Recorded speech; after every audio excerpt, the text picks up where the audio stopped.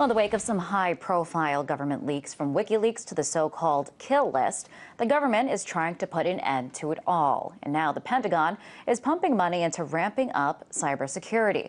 According to NSA General Keith Alexander, $1 trillion goes down the drain each year due to cyber crime. So is this a way to justify spending in yet another arm of the ever-expanding military-industrial complex? John Simpson, Privacy Project Director for Consumer Watchdog, joins us now to weigh in. Welcome, John. So $1 trillion, it's an incredible figure there. Is that really how much is wasted each year? Well, that's supposed to be a worldwide figure, and it's a figure that's been put forth by some companies that are, in fact, have a vested interest in making that claim. Companies that sell computer security equipment and that sort of thing.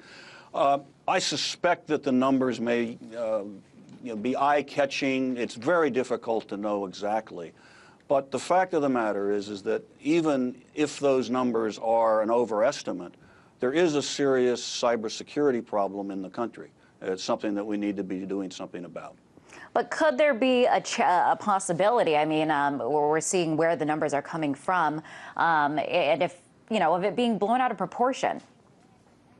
Well, I think it maybe was blown out of proportion, partly as impetus to try and get the Cybersecurity Act through the Senate, and that is quite possible. Those numbers, they catch one's eyes, and people think about it.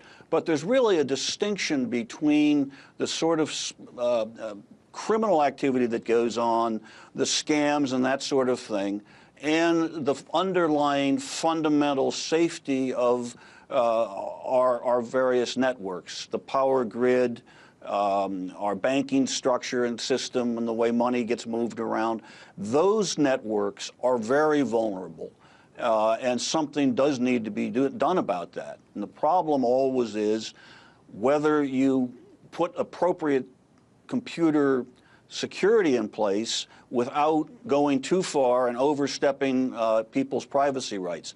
The bill that was just making its way through the Senate seemed to have been a step in the right direction. A lot of amendments had been offered that did provide privacy protections, but it was defeated largely because the U.S. Chamber of Commerce thought that some of the security standards that were being placed on business were too onerous.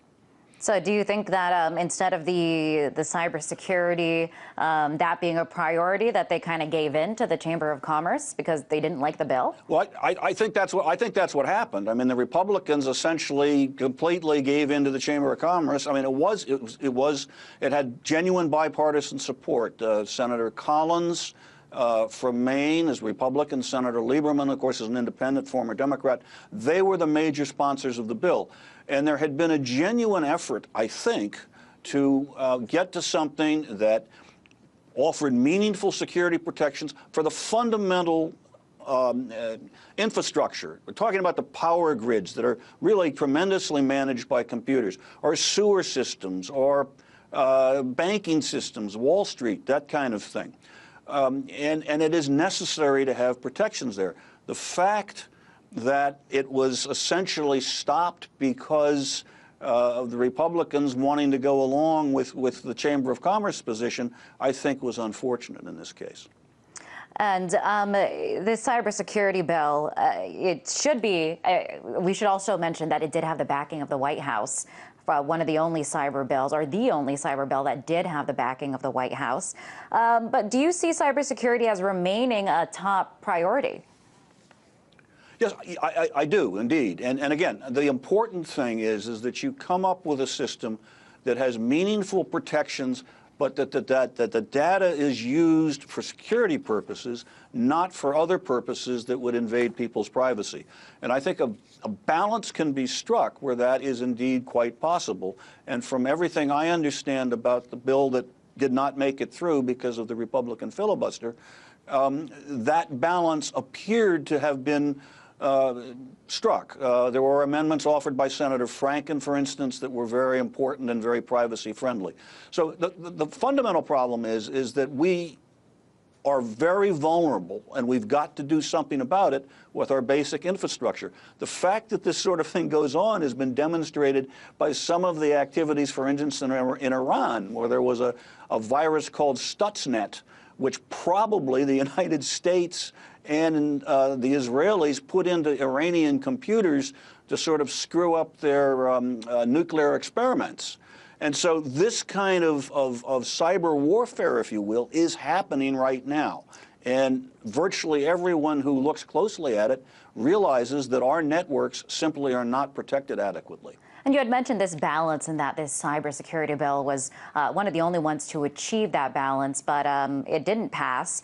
But, you know, when you hear people calling, saying cyber threats are equating it to the digital Pearl Harbor, I mean, can we see more legislation that kind of tips it, that is not balanced and could be a threat to our privacy, like CISPA, like SOPA, and other pieces of legislation that have been more controversial? I think there can be a real danger when you speak in sort of, you hype everything up and you throw figures around like that it's costing $1 trillion a year, $250 billion in the United States. I think those kinds of things sometimes cause people to tune out and say that's just really unbelievable.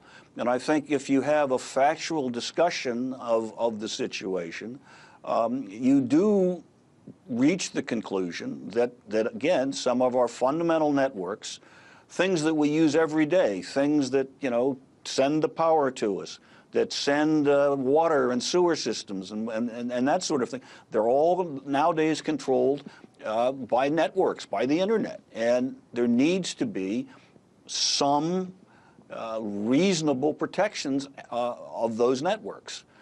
And a lot of hype doesn't help make that case. So it may be that the supporters of the bill, by speaking with that sort of hyperbole of talking about we're on the verge of a Pearl Harbor, may have hurt themselves. All right. It was very interesting. John, thank you so much for coming on the show and weighing in. That was John Simpson, Thank you. Privacy Project Director for Consumer Watchdog.